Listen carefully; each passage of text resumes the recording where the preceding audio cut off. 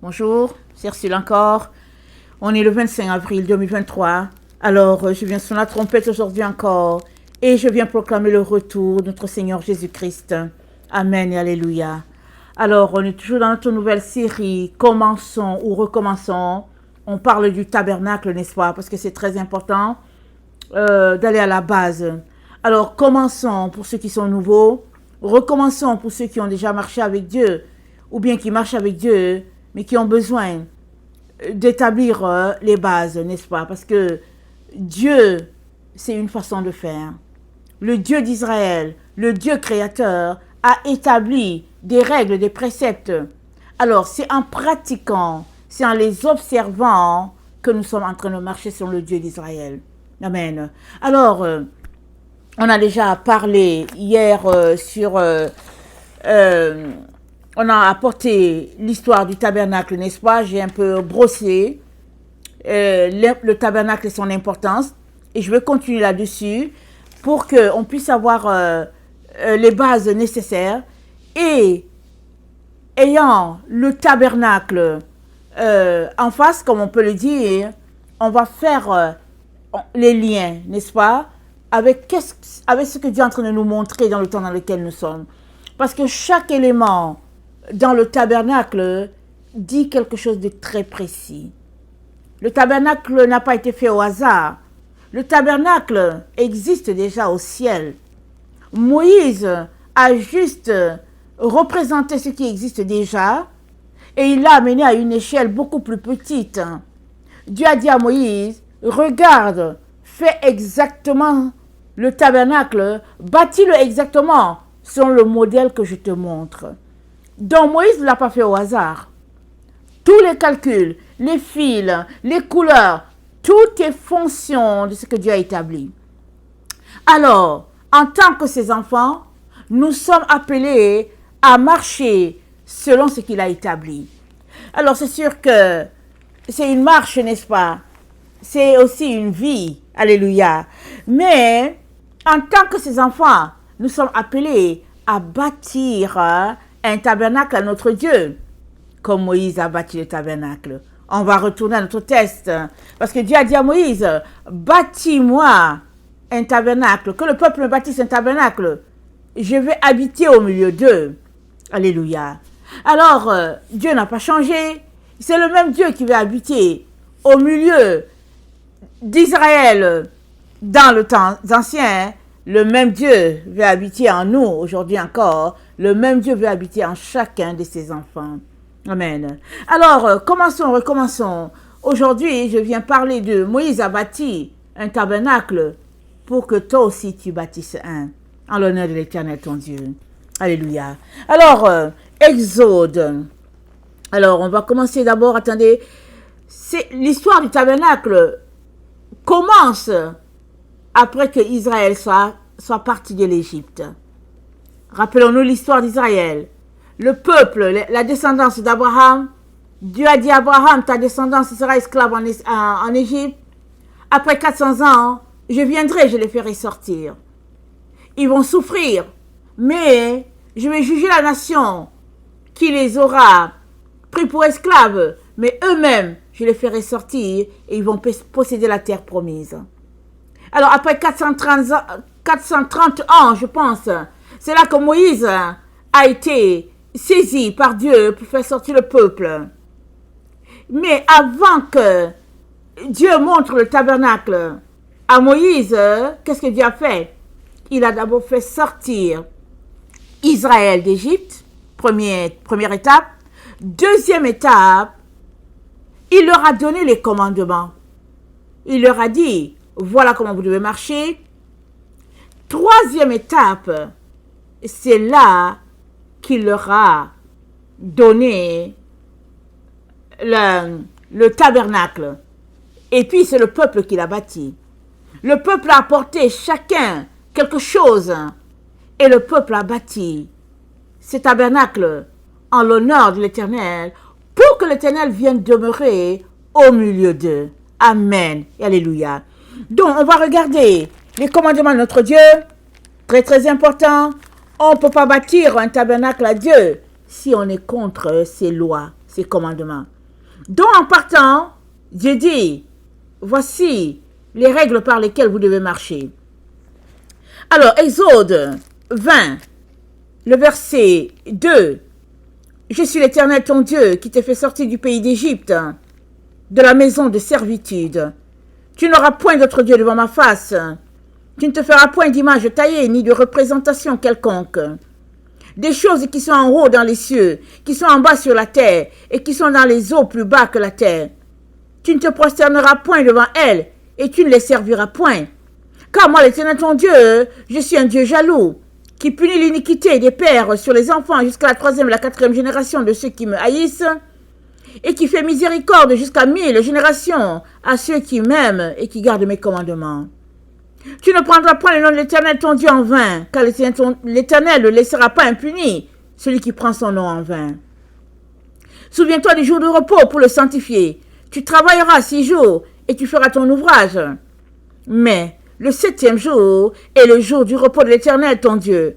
Tu ne feras aucun ouvrage, ni toi, ni ton fils, ni ta fille, ni ton serviteur, ni ta servante, ni ton bétail, ni l'étranger qui vit dans tes portes. Car en 6 jours l'Éternel a fait les cieux et la terre, et la mer, et tout ce qui y est contenu. Et il s'est reposé le 7e jour. C'est pourquoi l'Éternel a béni le jour du repos et l'a sanctifié. Honore ton père et ta mère, afin que tes jours se prolongent dans le pays que l'Éternel ton Dieu te donnera. Tu ne tueras point. Tu ne commettras point d'adultère. Tu ne déroberas point. Tu ne porteras point de faux témoignages contre ton prochain. Tu ne convoiteras point la maison de ton prochain. Tu ne convoiteras point la femme de ton prochain, ni son serviteur, ni sa servante, ni son bœuf, ni son âne, ni aucune chose qui appartienne à ton prochain.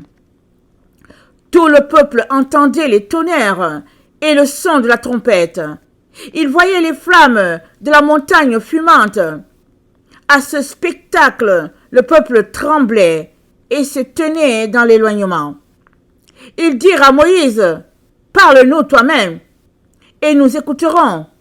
Mais que Dieu ne nous parle point, de peur que nous ne mourions. » Moïse dit au peuple, « Ne vous effrayez pas, car c'est pour vous mettre à l'épreuve que Dieu est venu. Et c'est pour que vous ayez sa crainte devant les yeux, afin que vous ne péchiez point. » Le peuple restait dans l'éloignement, mais Moïse s'approcha de la nuée où était Dieu. Amen. Dieu a donné ses commandements. C'était un spectacle qui faisait peur. C'était des lettres écrites par les mains de l'Éternel qu'il a remis à Moïse. Mais quand il parlait, qu'il donnait les commandements, la montagne tremblait, le peuple avait peur. Si bien que, au lieu que ils courent en direction de l'Éternel, ils se sont abstenus. Ils avaient peur. Qu'est-ce qu'ils ont dit à Moïse? Ils ont dit à Moïse, « Parle-nous toi-même, et nous écouterons. Mais que Dieu ne nous parle point, de peur que nous ne mourions. » Quel dommage! Quel dommage, je dis! L'Éternel, le Dieu puissant, le Créateur, leur parlait, ils avaient peur de mourir. Mais pourquoi? Parce que leur vie avait besoin de beaucoup de changements. Ils venaient de sortir d'Égypte. Ils ont marché pendant des siècles dans les pratiques abominables. Dieu les fait sortir et il vient se révéler à eux. Au lieu de découvrir ce Dieu-là pour dire, ah oui, ok, on a eu peur, mais on veut mieux le connaître, ils se sont abstenus. Et le verset 21 nous dit, mais Moïse s'approcha de la nuée où était Dieu. Et on comprend que Moïse a été béni. Et si nous lisons le psaume 103, regardons ce que le psaume 103 nous dit de Moïse et du peuple. Le psaume 103, le verset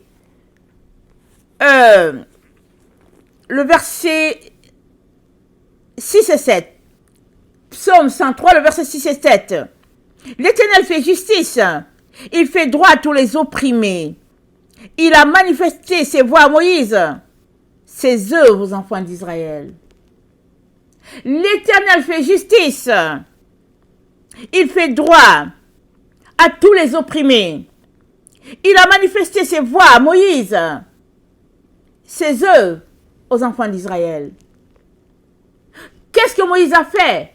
Moïse, malgré le spectacle qui faisait peur, Moïse s'est approché de l'Éternel.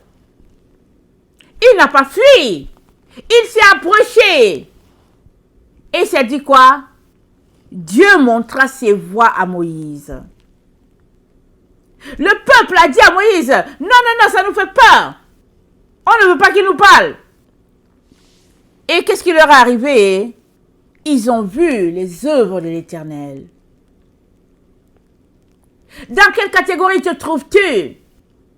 Veux-tu voir les œuvres de l'Éternel comme le peuple d'Israël? Ou bien veux-tu avoir les voies de l'Éternel et marcher sur les voies de l'Éternel? Que veux-tu?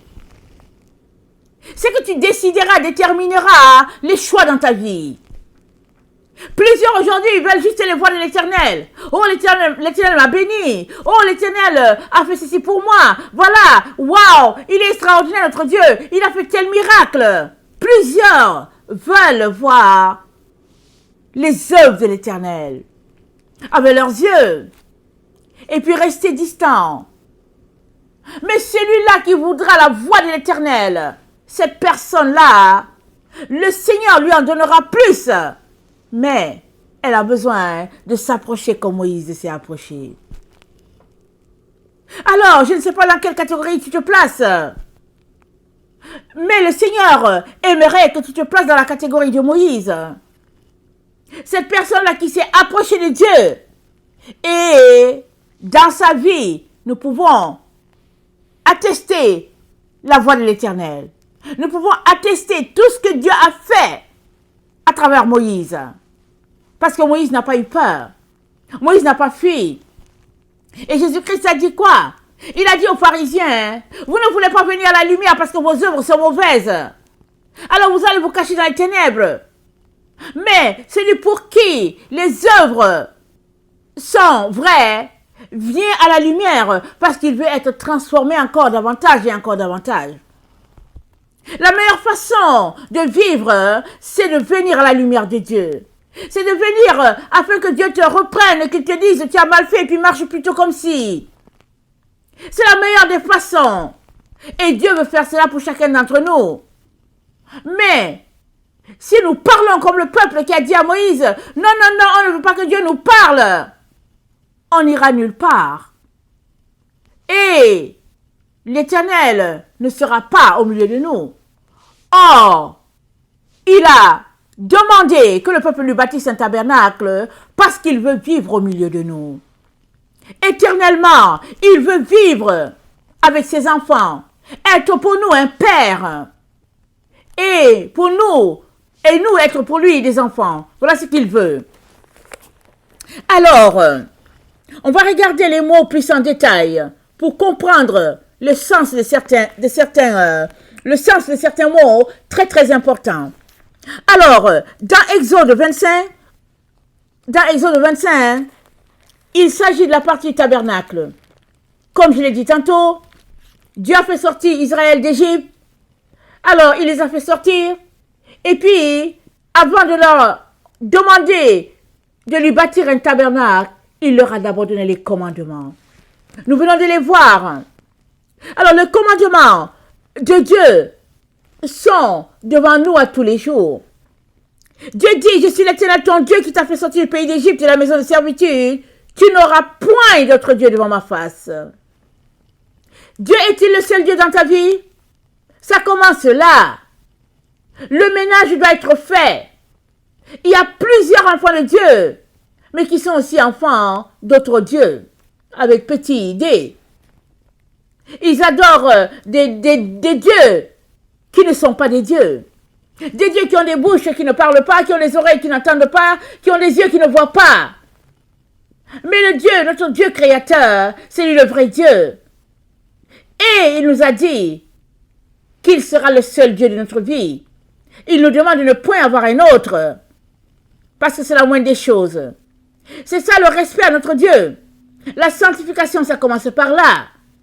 Alors, si tu veux que Dieu puisse demeurer en ton sein, au milieu de toi, commence d'abord par te débarrasser de tous les autres dieux que tu as.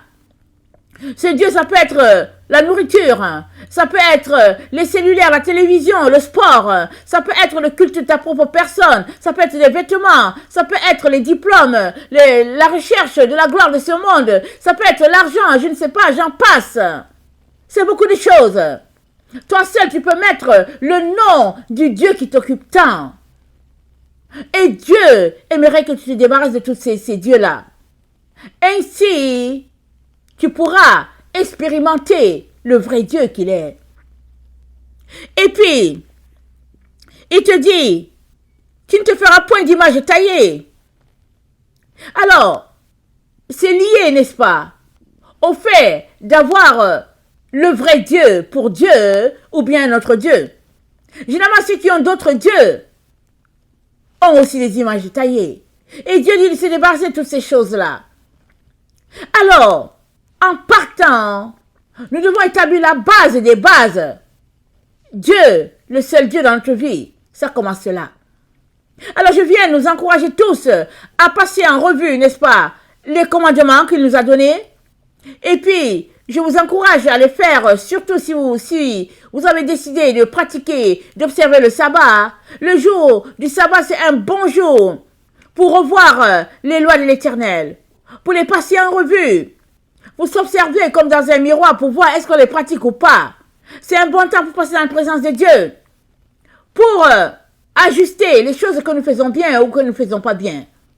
Alors je vous encourage fortement à lire et relire les commandements que Dieu nous a donnés par son serviteur Moïse et à les mettre en pratique.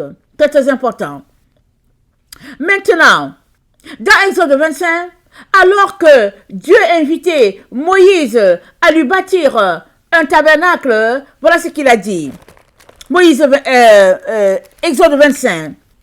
L'Éternel parla à Moïse et dit, parle aux enfants d'Israël, qu'ils m'apportent une offrande. Vous la recevrez pour moi de tout homme qui la fera de bon cœur.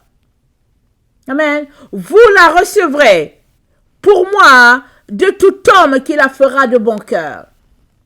Donc, l'offrande que tu apportes à l'Éternel, il faudrait que ce soit le bon cœur.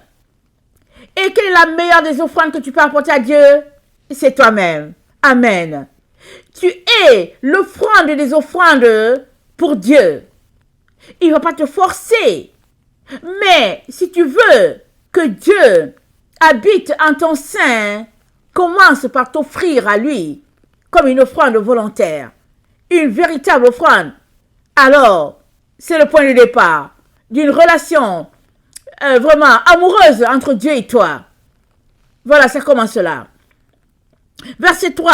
Voici ce que vous recevrez d'eux en offrande, de l'or, de l'argent, de l'airain, des étoffes teintes en bleu, en pourpre, cramoisi, fin lin, poil de chèvre, peau de bélier, teinte en rouge, peau de dauphin, bois d'acacia, huile pour le chandelier, des aromates pour l'huile d'onction et pour le parfum odoriférant, des pierres d'onyx, d'autres pierres pour la garniture d'éphod et du pectoral. Ils me feront un sanctuaire et j'habiterai au milieu d'eux. Vous ferez le tabernacle et tous ses ustensiles d'après le modèle que je vais te montrer. Je répète, il dit à Moïse, vous ferez le tabernacle et tous ses ustensiles d'après le modèle que je vais te montrer. Maintenant, il dit quoi? Ils me feront un sanctuaire et j'habiterai au milieu d'eux. Alors, c'est quoi un sanctuaire? Sanctuaire, ça fait 47-20 dans la concordance grecque. Sanctuaire, ça veut dire un temple. Alors, un temple, un endroit pour adorer Dieu. Un lieu mis à part pour Dieu. Sanctuaire, c'est dit aussi un asile. Et c'est quoi un asile? C'est un lieu où on peut se réfugier, une retraite, un abri du danger. On peut s'abriter du danger, un asile, c'est ça qu'ils disent. Et Dieu dit qu'il veut un sanctuaire. Est-ce que Dieu va venir s'abriter du danger? Dieu ne connaît pas le danger, n'est-ce pas? Mais Dieu dit, je veux un sanctuaire, je veux un asile, parce que il veut venir tout simplement habiter en nous, dans un endroit qui lui sera agréable. Ce sera un refuge pour lui. Combien c'est agréable pour Dieu de venir trouver sa joie, son bonheur dans un corps. Rester là, il prend de plaisir. C'est ça qu'il dit. Il dit, vous me ferez un sanctuaire, un asile, un endroit de repos, un endroit où Dieu sera vraiment à l'écart. Il va se prendre du bon plaisir dans ta personne. Voilà ce que Dieu dit. Et puis, au verset 9, il dit, vous ferez le tabernacle. C'est quoi le tabernacle? Le tabernacle, c'est 4908. Dans la concordance grecque, c'est une demeure. C'est une résidence. C'est un lieu d'habitation. Alors, Dieu, le créateur de tout l'univers, dit à Moïse, je veux une résidence au milieu de vous. Je veux une demeure. Je veux un lieu d'habitation. Donc, voilà ce qu'est le tabernacle. Voilà le soupir de Dieu pour chacun de ses enfants. Il veut habiter au milieu de nous. Et comme je l'ai déjà dit dans la vidéo d'hier, si on prend les 2 premières lettres de l'alphabet hébraïque, il est très important, n'est-ce pas, d'étudier l'alphabet hébraïque. Je vous encourage à l'étudier, à étudier les 22 lettres. Vous serez bénis au-delà de tout ce qu'on peut espérer. Parce que chaque lettre de l'alphabet dit quelque chose de bien précis entre Dieu le Créateur et sa créature que nous sommes. Chaque lettre nous révèle la grandeur de Dieu, la lumière de Dieu. Alors, la première lettre, Aleph, un Dieu unique, le Dieu créateur, un seul Dieu, éternellement béni, il y a un seul. Amen. Et il a décidé de venir se faire une demeure sur la terre, un tabernacle. Et il s'est cherché une maison bête. Alors c'est la deuxième lettre. La deuxième lettre, c'est bête. On est juste au niveau de ces 2 lettres-là. Alors, si on prend l'image que nous voyons, c'est-à-dire le Aleph et puis le bête, nous qui connaissons le Seigneur Jésus-Christ, nous comprenons très bien, très bien, vite, que le Dieu créateur, Dieu Aleph, lui, il a décidé de venir vivre au milieu des hommes. Il s'est choisi une demeure, la demeure de Marie, et il est venu pour habiter là. C'est pas compliqué. Voilà la maison qu'il s'est choisie pour établir son règne sur cette terre. Un règne d'éternité avec ses enfants qu'il aime. Il les aime, eux aussi l'aiment. Amen. Donc, le tabernacle, c'est un lieu de repos, une résidence de tranquillité, de paix. Voilà pourquoi il n'a pas été fait selon le modèle que Moïse s'est choisi. Dieu lui a dit, tu le feras d'après le modèle que je te montrerai. Alors, on l'a vu tantôt, parle aux enfants d'Israël, Exode 25, qu'ils m'apportent une offrande, vous la recevrez pour moi de tout homme qui le fera de bon cœur. Jamais Dieu ne t'obligera à l'aimer. Jamais Dieu ne t'obligera à l'accepter. Il te dit que ce sera de bon cœur. Une offrande qui vient de toi. d'un cœur joyeux, d'un cœur agréable à ton Dieu. Ce n'est que comme ça qu'il pourra venir prendre toute la place et puis t'aider à avancer dans ta relation avec lui, t'aider à laisser de côté les valeurs de ce monde et puis épouser ses valeurs. Mais il faudra que tu le fasses toi-même, de bon cœur, sans forcing, sans imiter un être humain, une personne, mais de bon cœur devant ton Dieu. Amen. Alors, Exode 25, Dieu continue en disant à Moïse, au verset 22, il dit, c'est là que je me rencontrerai avec toi, du haut du propitiatoire, entre les chérubins placés sur l'arche du témoignage. Je te donnerai tous mes ordres pour les enfants d'Israël. Il y a un endroit précis dans le tabernacle qui était un endroit où Dieu rencontrait Moïse. Ce n'était pas dans tout le tabernacle où Dieu pouvait rencontrer Moïse. Il y avait un endroit précis. Alors, il y a aussi cet endroit-là bien précis en toi où Dieu veut te rencontrer. Et cet endroit-là, c'est ton cœur. C'est le lieu que Dieu désire pour son sanctuaire. Toi, tu es le tabernacle de l'Éternel tout entier. Si tu acceptes qu'il bâtisse sa maison en toi, tu es le tabernacle de Dieu tout entier. Maintenant, lui-même, il a déjà choisi l'endroit. C'est dans ton cœur. C'est le seul endroit que lui, il désire. Voilà pourquoi il te dit, là où est ton trésor, là aussi sera ton cœur. Parce que le cœur, c'est l'endroit où se trouvent nos trésors. Alors si Dieu, c'est ton trésor, alors ça veut dire qu'il est en train de loger dans ton cœur. Mais s'il y a autre chose qui loge dans ton cœur, et que cette chose, c'est pas Dieu, ça veut dire que c'est pas Dieu qui est ton trésor. C'est cette chose-là. Alors, règle ça le plus rapidement. Et laisse Dieu être ton trésor. Pour que ta vie soit remplie de bonheur et puis de lumière. Parce que voilà l'endroit que lui il a désiré.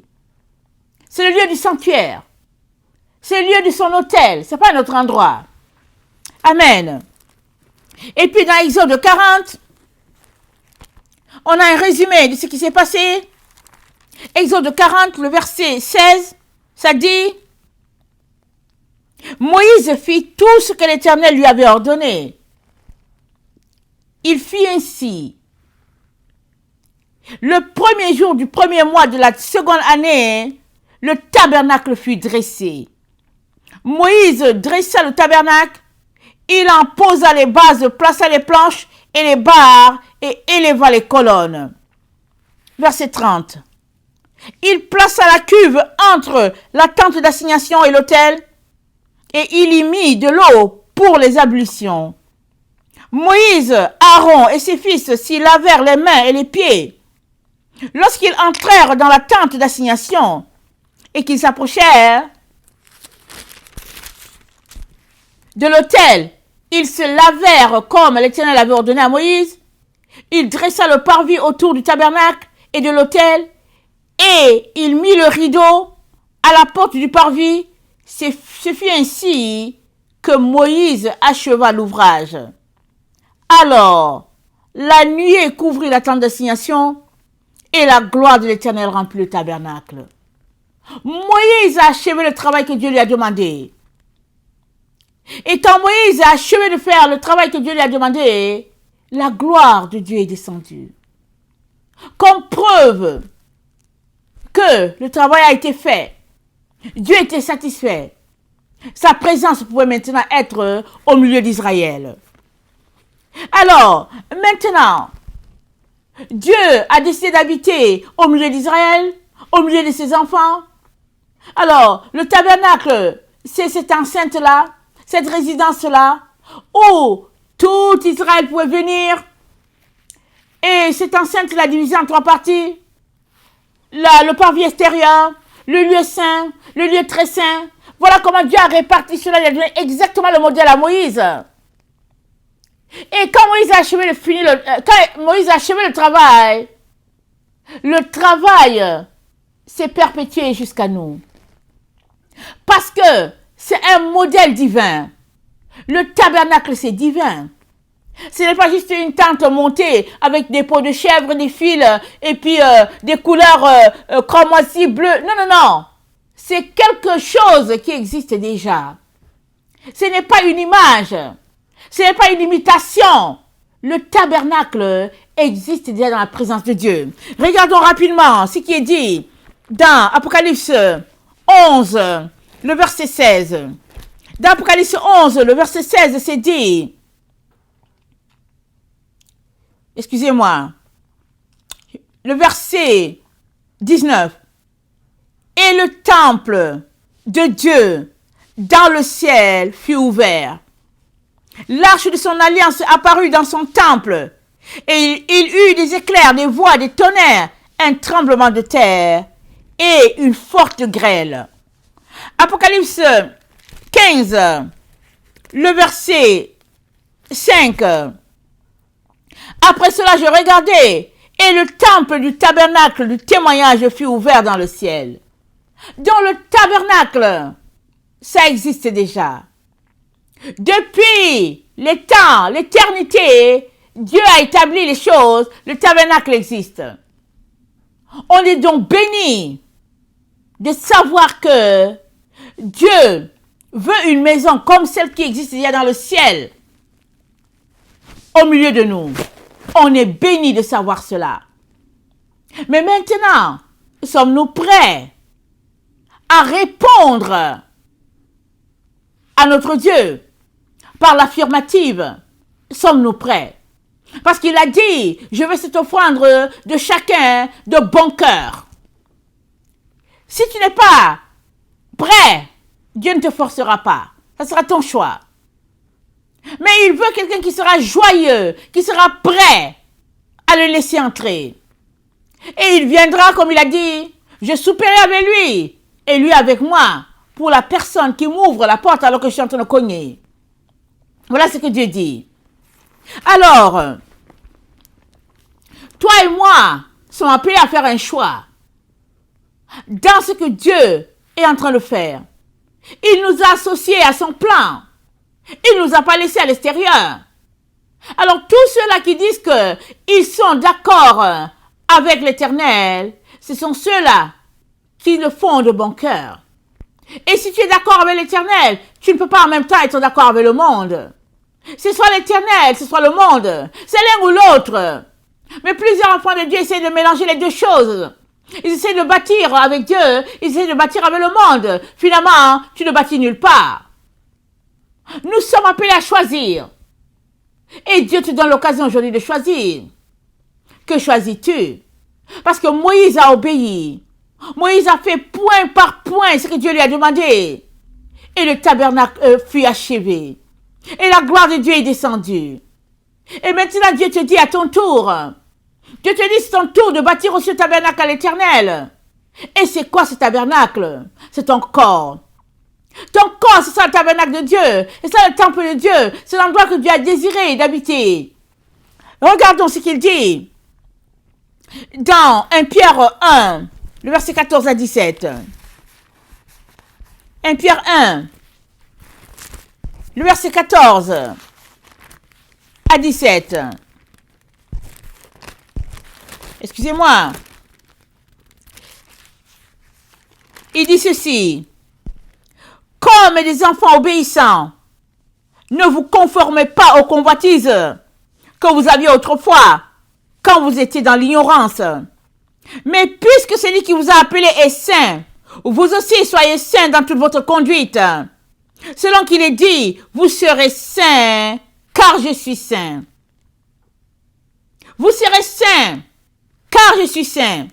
Et si vous invoquez comme Père celui qui juge selon l'œuvre de chacun, sans acception de personne, conduisez-vous avec crainte pendant le temps de votre pèlerinage.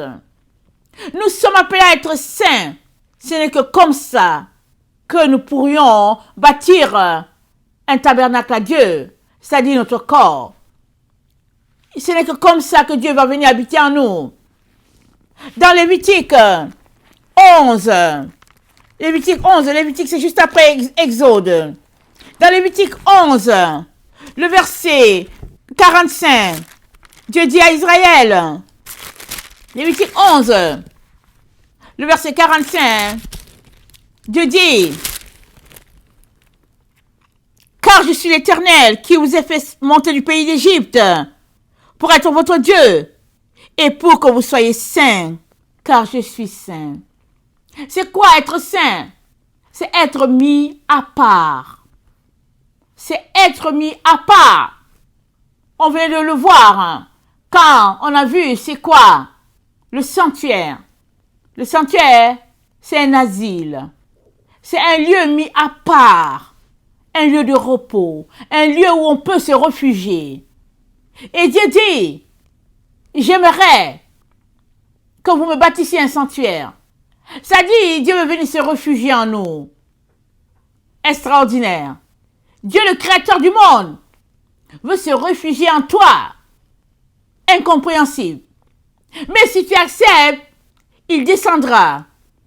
Et tu seras son reflet. Sa gloire va rayonner à travers toi. Et voilà comment tu répandras son nom sur toute la terre. Voilà comment plusieurs viendront à Dieu par toi. Parce que tu as accepté d'être son sanctuaire. Alors, dans 2 Corinthiens 6, l'apôtre Paul nous dit ceci, parlant de tabernacle, parlant de sanctuaire. Dans 2 Corinthiens 6, le verset 17, il dit, attendez, dans 2 Corinthiens 6, le verset 14, il dit, ne vous mettez pas avec les infidèles sous un joug étranger. Car quel rapport y a-t-il entre la justice et l'iniquité? Ou qu'y a-t-il de commun entre la lumière et les ténèbres? Quel accord y a-t-il entre Christ et Bélial? Ou encore, quelle part a le fidèle avec l'infidèle? Quel rapport entre le temple de Dieu et les idoles? Car nous sommes le temple de Dieu vivant. Comme Dieu l'a dit, j'habiterai et je marcherai au milieu d'eux. Je serai leur Dieu et ils seront mon peuple. C'est pourquoi, sortez du milieu d'eux. Séparez-vous, dit le Seigneur. Ne touchez pas à ce qui est impur et je vous accueillerai. Je serai pour vous un père et vous serez pour moi des fils et des filles, dit le Seigneur l'Éternel, Dieu Tout-Puissant. Séparez-vous. Vous ne pouvez pas bâtir un tabernacle à Dieu, un sanctuaire à Dieu, si vous êtes mélangé avec les gens du monde. Si vous êtes mélangé avec tout ce qui est faux, si vous pratiquez les œuvres des ténèbres, vous ne pouvez pas être un sanctuaire pour Dieu. La condition, c'est de se séparer, de quitter toutes les choses que Dieu n'aime pas. Voilà pourquoi il dit, je suis saint, vous serez saints. Et il a dit à Moïse, demande au peuple une offrande volontaire et vous me bâtirez un tabernacle. Le peuple a bâti un tabernacle à Dieu. Ils ont tous apporté chacun quelque chose en l'honneur de Dieu. Pour ceux-là qui ont été volontaires, dit le Seigneur. Aujourd'hui encore, tous ceux-là qui seront volontaires de laisser le monde et ses valeurs, ils seront une offrande merveilleuse à l'Éternel, leur Dieu. On les voit, c'est dit, on les voit sur la montagne de Sion.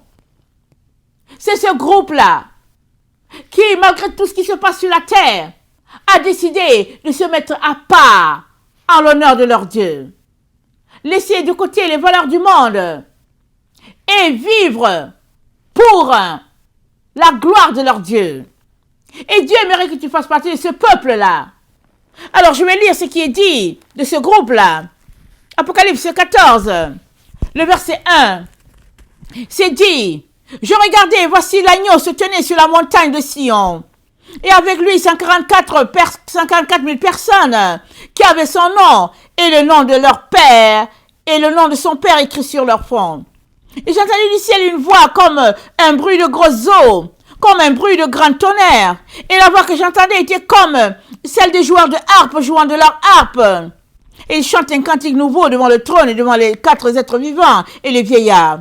Et personne ne pouvait apprendre le cantique si ce n'est les 54 000 qui avaient été rachetés de la terre.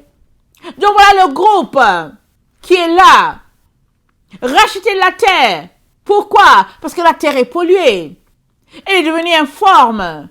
Il y a toutes sortes de choses qui se pratiquent. On ne sait plus qui est homme, qui est femme, on ne sait plus rien. Tu ne peux plus dire monsieur, madame, tu t'abstiens parce qu'on ne sait pas qui est quoi. La terre est informe. Et puis c'est rempli de tout ce qui est souillure. Mais à toute personne qui choisira de marcher dans la vérité, de s'offrir comme une offrande vivant à l'Éternel, cette personne se retrouvera sur la montagne de Sion. Elle se retrouvera là, elle louera son Dieu. Parce que elle a choisi, elle a décidé de s'offrir comme une offrande à Dieu. Alors, dans Ézéchiel 43, voici ce que Dieu dit à tout ce groupe-là, à toutes ces personnes-là qui veulent changer les choses, qui veulent recommencer, qui veulent repartir à zéro. Voilà ce que Dieu dit à ce groupe-là. Ézéchiel 43. Le verset 7, il me dit, fils de l'homme, c'est ici le lieu de mon trône, le lieu où je poserai la plante de mes pieds. J'y habiterai éternellement au milieu des enfants d'Israël. La maison d'Israël et ses rois ne souilleront plus mon saint nom. Par leur prostitution, par les cadavres de leurs rois, par leur haut lieu, ils mettaient leur seuil près de mon seuil, leur poteau près de mon poteau. Il n'y avait qu'un mur entre moi et eux. Ils ont ainsi souillé mon saint nom par les abominations qu'ils ont commises. C'est pourquoi je les ai consumés dans ma colère. Maintenant, ils éloigneront de moi leur prostitution et les cadavres de leurs rois, et j'habiterai éternellement au milieu d'eux. Toi, fils de l'homme, montre ce temple à la maison d'Israël, qu'ils en mesurent le plan et qu'ils rougissent de leurs iniquités.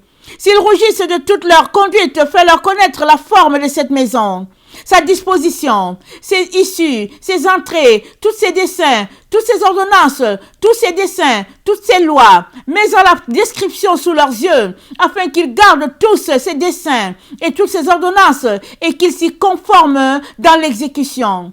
Telle est la loi de la maison sur le sommet de la montagne. Tout l'espace qu'elle occupe est très saint. Et voilà donc la loi de la maison. Tout l'espace qu'elle doit occuper est très saint. Voilà la loi de la maison sur la montagne.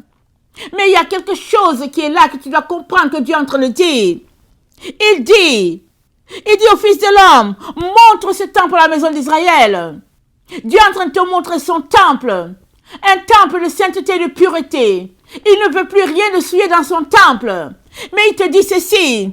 Il dit, s'ils rougissent de toute leur conduite, fais-leur connaître la forme de cette maison. Es-tu de ceux-là qui rougissent?